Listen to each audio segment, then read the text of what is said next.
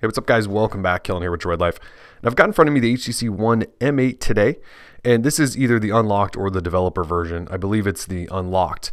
Why I'm talking about it though is because HTC announced today that the developer and unlocked editions are receiving Android 5.0.1 Lollipop in an OTA update. And they announced that it was available either at some point today or tonight, and I actually pulled the update this morning, so it should be live for most people if you want to check for that.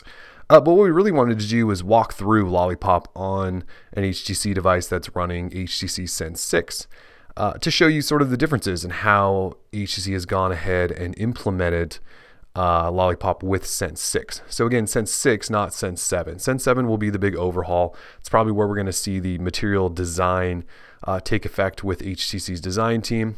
Sense 6, this is going to look a lot familiar, very familiar to a lot of you.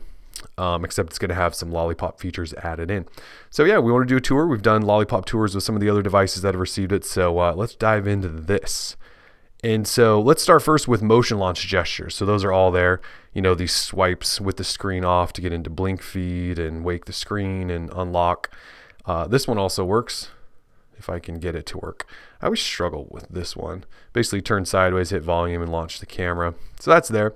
Not Lollipop features, just wanted to show you that those are still there. If we talk lock screen though, you'll notice the notifications now slightly different. So Lollipop style notifications, you can swipe down and get into them and then interact with them from the lock screen, which is kind of cool. You can obviously swipe those away if you want. If we go ahead and pull down notification bar and get your notifications, that hasn't changed, but the skinning of the whole thing has been changed to a sort of Lollipop style. That sort of two-tiered style rather than the two-page style. So HTC has implemented that, although again, it still looks like Sense 6. So you can even do a two-finger swipe down to get right in there. We'll show you a couple differences though. HTC has the X to get rid of all of your notifications. Google, on the other hand, has a little button that looks like stacked cards being dismissed that will dismiss all of those. There's also a settings button right there. Swipe down, you can get into any of your quick toggles or edit them still. That stuff hasn't really changed. And so that's basically what we're looking at there. They did throw in this cool animation. So if you watch the, well, I don't have any notifications. Let me show you this. It's actually kind of neat. We like animations. So if we swipe down, you'll watch the X. We'll slowly slide away into an edit button. And if we slide back up, that slowly slides away into an X. Anyways, fans of animation will appreciate that. If we jump into settings, not a lot's changed here. Definitely not the look. Still looks like it did. Whoops. And we'll get into that part right there in a second. Still looks like it did previously. There's some new features in there which we'll show you. But first, let's prove to you that this is indeed Android 5.0.1 running Sense 6. So we'll back out. Oops. Back out there. Up top, not a lot's changed up here. Personalize, accounts, and sync. All this stuff hasn't really changed. Security, though, they did add in Smart Lock. So Smart Lock is if you have a Bluetooth paired device and you have a secure lock screen, you can actually use your Bluetooth secure device or your Bluetooth paired device to securely bypass that whenever it's attached. So it's nice that they've tossed that in. Keep scrolling down here, displaying gestures. I will show you. Brightness level. They are still using automatic brightness instead of Google's. I believe it's called adaptive brightness. It's just skipping my mind right now. But they're using automatic brightness still with this device. Obviously your motion launch gestures. Sound and notification. So you do still have a standalone do not disturb mode. I believe that was there previously. You can also silence your phone. They haven't adopted Google's really wonky sort of priority notification sound settings thing that everyone's been complaining about. So that has not changed, which is a good thing for most people. You will see down here, though, you do have notification control, and so you can control individual app notifications. That is a Lollipop feature, which is nice to see. If we keep scrolling through here, so your power settings, these still look like the old power settings to me.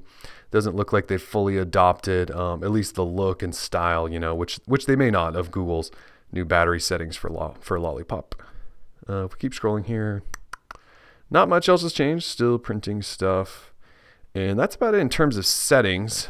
If we go back home, obviously you can still swipe up into Google Now, and that is that Lollipop animation, I believe. So you've got that. Phone, don't believe that's changed. The stock messaging app. the stock browser. None of that stuff's really changed for the most part. Camera UI.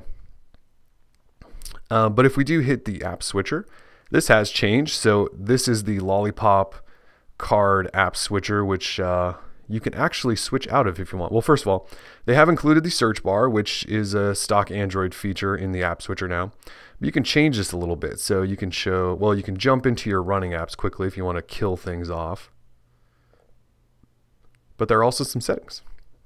So if you don't like the card style, you can go back to the old grid style and swipe things away from there.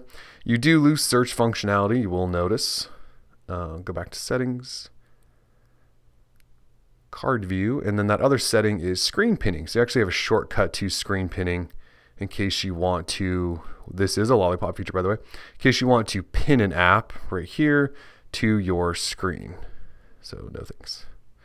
So that is another Lollipop feature. Other than that, not a lot going on. A lot of this stuff, again, is just Sense 6 stuff. You know, the app drawer is still vertical scrolling and sort of odd. It only goes one page at a time. You noticed Boom Sound was still in there.